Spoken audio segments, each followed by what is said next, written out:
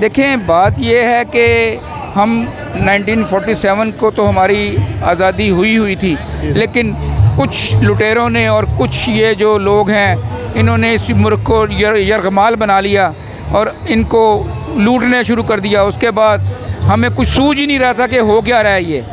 जब इमरान खान हमारे कायद जो हैं ये आए हैं और इन्होंने हमारी आंखें खोल दी कि भाई ये हो रहा था, ये हो रहा। देखें, इल्ज़ाम तो फिर मेरे पास ऐसे हैं कि वो अंदर कमरों में घुस जाएंगे और बाहर नहीं निकलेंगे। इल्ज़ाम तराशी के लिए तो जो मर्ज़ी इल्ज़ाम तो कोई भी लगा सकता है किसी पे, इल्ज़ाम का कोई मसला नहीं है। वो बताएं, अगर तोशा खाना का इल्ज़ाम लगा रहे हैं अब तो भाई पकड़ लो, इमरान खान को पकड़ लो, जिसने किया गोगी को पकड़ लो। देखें, अजीब बात है कि वो जो गोगी है उसकी जिम्मेदारी जो है वो सारी इमरान खान साहब पे डालते हैं, लेकिन इसके अपने बच्चे जो हैं उसकी जिम्मेदारी उठाने को ये तैयार नहीं है। नून लीग का ही एसेट है अगर आप देखें ना तो वो गोगी जो है नून लीग का ही एसेट है, लेकिन वो कहते हैं जी कि वो गोगी ने ये कर दिया वो कर दिया। ओ भाई तो पकड़ लो, गोगी को पकड़ लो, हमने मना किया तुम्हें, पकड़ लो उसको, अभी जाके पकड़ो, हम तुम्हारे साथ हैं। लेकिन निकलेगा ही कुछ नहीं, है ही कुछ नहीं। ये बस ये इल्ज़ाम तराशी जो है ना, ये इनका वतीरा है नून लीग का। एक मशवरा देने लगा हूँ आपके चैनल के तवस्सुत से कि इनको चाहिए कि जल्द से जल्द ये इलेक्शन करवा लें। वो पूछें क्यों? वो इसलिए कि अभी 18 साल के लोग पीछे लाइन लगा के खड़े हुए हैं कि वो जो ही 18 साल कन्वर्जन होगी उनकी, 18 साल में आएंगे, वो सारे का सारा वोट बैंक जो होगा वो इमरान खान का है। वो तो भाई जितनी लेट करोगे उतना इमरान खान का वोट बैंक बढ़ेगा इस हवाले से भी। और वैसे भी आपकी करतूतें जो हैं वो आप सारी दुनिया जान चुकी है और ऐसा ऐसा सब पे यहाँ भी होती जा रही हैं। और अक्सर नून लीग के लोग भी अब PTI में या और दूसरी जमातों में शामिल हो चुके हैं। देखें, मुसलमान कभी भी बंदा हो सकता है, मुसलमान तो कभी भी हो सकता है ना बंदा। कुफर जो काफिर होता है वो कलमा पढ़ ले तो मुसलमान हो गया।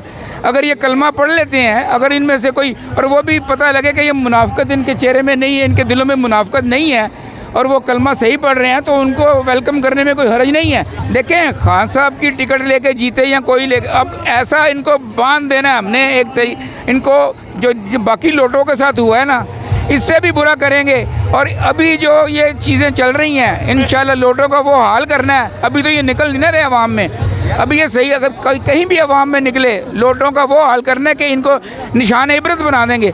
और ये सब लोग कभी हिम्मत नहीं करेंगे कि अब किसी को धोखा देने की, चाहे वो नून लीग में हो, चाहे वो PTI में हो, चाहे वो पीपल्स पार्टी में हो। हम इनकी मिसाल बना देंगे। तो यार ज़रूरी तो नहीं है कि एक मुनाफिक आदमी हो, बेचारों को नहीं पता कि ये मुनाफिक है, ये गंदा है। आपने उसकी कभी शक्ल को गौर से देखे? उसी शक्ल पे मुनाफिकत टपकती है, उसकी शक्ल से नहुसत टपकती है उसका चेहरा।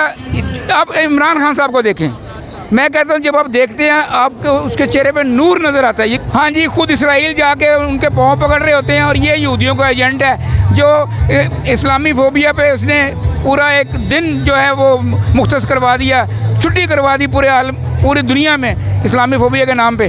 वो जो यहूदी जो है वो जाके UNO पे पाकिस्तान और इसके इस्लाम और कश्मीर के लिए बुलंद आवाज़ इसने की, उसको ये यहूदी कहते हैं। और ये जो कभी आज तक इन्होंने कोई बात ही नहीं की इस्लाम के मुतालिक, ना इन्होंने कोई ऐसी चीज़ें की कश्मीर के मुतालिक, जबकि ये खुद कश्मीर कमेटी का चेयरमैन था। तो ये लानती लोग हैं, किनकी बात कर रहे हैं आप? ये तो इंतहाई घटिया लोग हैं। इसका बाप था ना, इसके आप अंदाज़ा लगाएं कि एक बात हो रही थी कोई, जब ये 9 सितारों वाला सिलसिला चला हुआ था कौमी इत्तेहाद का, तो ये मौलाना कौसर नियाज़ी मुफ्ती महमूद साहब के पास गए तो वो कोई बात करने लगे। जब वो बात करने लगे ना तो उन्होंने कहा ठहर जाओ, ज़रा रुक जाओ, ठहर जाओ। उन्होंने ये मौलाना साहब जो आप जिनको मौलाना कह रहे हैं ना, फजल, ये डीजल, ये वहाँ पे मौजूद था, उस वक्त यंग था। इन्होंने उसको बाहर निकाल दिया, मौलाना मुफ्ती महमूद यानी कि इनके वालिद साहब ने इनको बाहर निकाल दिया।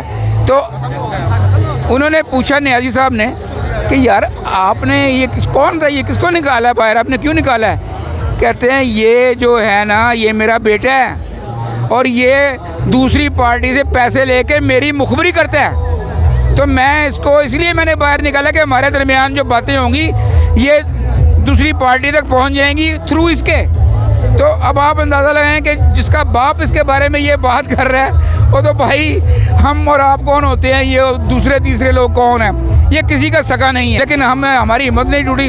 अभी भी अगर हमें कॉल देते हैं हमारा कायद, और जब भी कॉल देंगे हमें 10 घंटे 12 घंटे 1 दिन पहले बताते हैं, हम फ़ौरन इस कॉल पे निकलेंगे लॉन्ग मार्च की, और इंशाल्लाह जैसे वो कहेंगे वैसा करेंगे।